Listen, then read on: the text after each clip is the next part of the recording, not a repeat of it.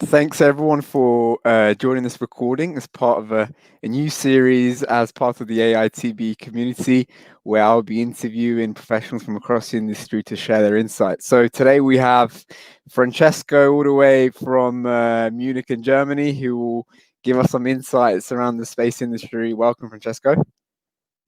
Hello everyone. Thank you, Matteo, for this interview. We're going to talk about space today. I understand that you're a professional in the space industry. So I guess talk to us about your background, your studies, and your work, and then we'll go into how to get some insights in terms of the space industry. Sure. So yeah, I studied aerospace engineering at Politecnico di Milano in Italy. Then I followed with a master in space engineering again at Politecnico di Milano, and then I started working straight in the industry, directly in the space industry. First of all, starting with roughly 1.5 years in Italy, and then I decided to pursue an international career. So I moved to Munich to work in this startup. It's called Ether Aerospace, and yeah, with the aim of basically launching a new space vehicle for satellites, basically to provide the launch service for satellites. So we're looking forward to it, definitely. So that's your background. So what about the space industry at present? What can you tell us in terms of what's going on? So obviously we've seen a lot of news, a lot of coverage lately, in particular with SpaceX and what Musk has been up to, and the collaboration they've had with NASA. So what can you tell us about what's going on currently?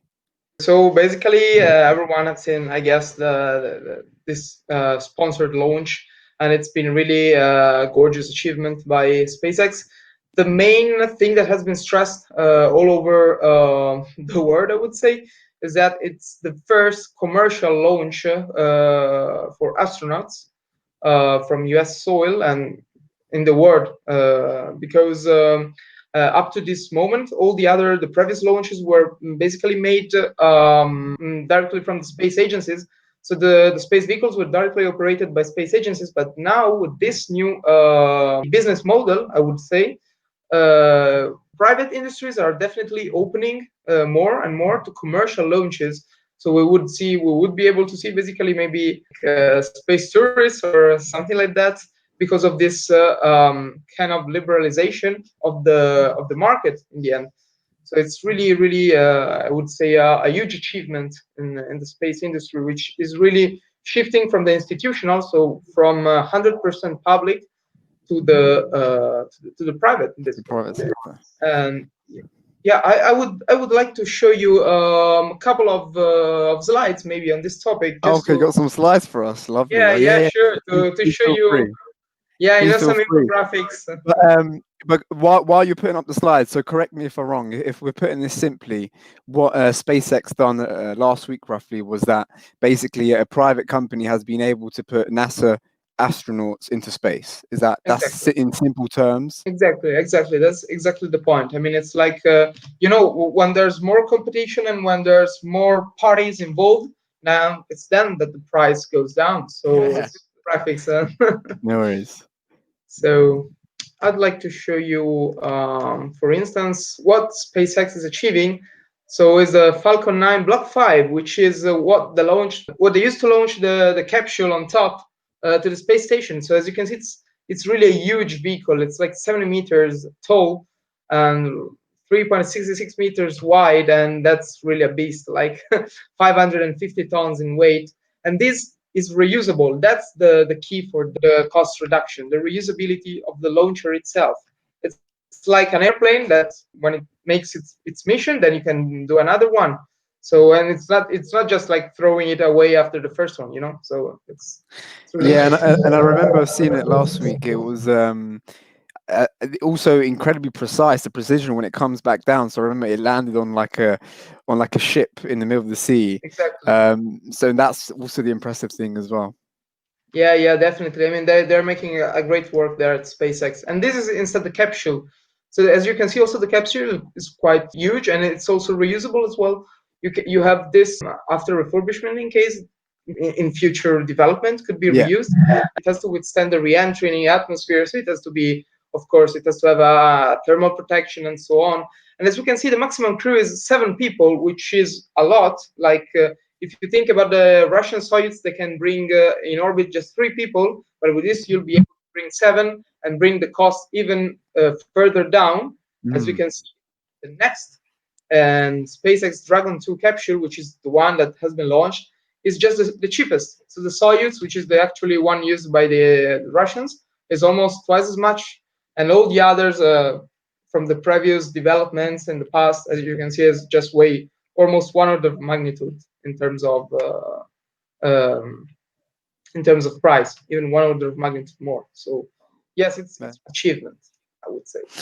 So space travel is getting much cheaper, and the interesting thing is also that these capsules, let's say, can also have more astronauts within, so it makes it even more economical as well. Apart from the fact that we're seeing economies of scale now. So that's the present about the space industry. What can you tell us about the future? It's going to be an interesting future because, as I said, the reduction of the launch cost, that's the main barrier to go to orbit. And SpaceX is doing really well, but all the other companies as well are striving and trying to lower the cost just to achieve more and more users. So the more the users, the more will be the applications, the higher will be the business basically you can achieve in orbit, let's say, so with space. Also here to show you a couple of things. Cool. Just as you can see here, since the space shuttle era, so which was retired in 2011, so quite recently, we have already achieved one order of magnitude in terms of decrease of launch cost. So from $19,000 per kilogram into orbit to roughly 2,000. It's already a huge achievement, but SpaceX is even targeting another order of magnitude, which would be really the pivotal point, to really foster more and more investment and more applications in the space industry. As you can see, also the not reusable Falcon 9 is already having a decreased price with respect to all the previous ones, showing that their design is basically one of the best ever achieved. So currently the Falcon 9 is roughly $2,000 per kilogram. Exactly. Yes, and this is one of the pictures of the landing. Actually, as you can see, there's the barge in the middle of the of the ocean. Yeah, of the ocean, yeah, just precisely goes into a very small area as well. It's how wide is that? Is that that circular area there? We will be able to lower even more the price for the access to orbit. This is what we can expect then, like a huge increase in terms of business capabilities in the space market. So almost threefold. So as you can see, from 350 billion in 2016 to roughly over 1 trillion in 2040. So it's really mind-blowing in terms of business increase. And also I would stress that this, as you can see, also the share will change. So there will be also more interest in internet, which is nowadays not so common application in satellites. So basically there will be a lot of satellites just providing internet services worldwide. That's going to be really, really an interesting turning point, I would say. Perfect. Thank you. No, thanks for your insights. That was really interesting. So I guess that basically terminates this quick interview. It's a new initiative, Aitb. You've spoken about the as is and the to be. For everyone who's watching this video, make sure you're following our page on LinkedIn and on YouTube to stay up to date. We're posted online off. Thanks so much, Francesco, for joining, and thanks for your insights.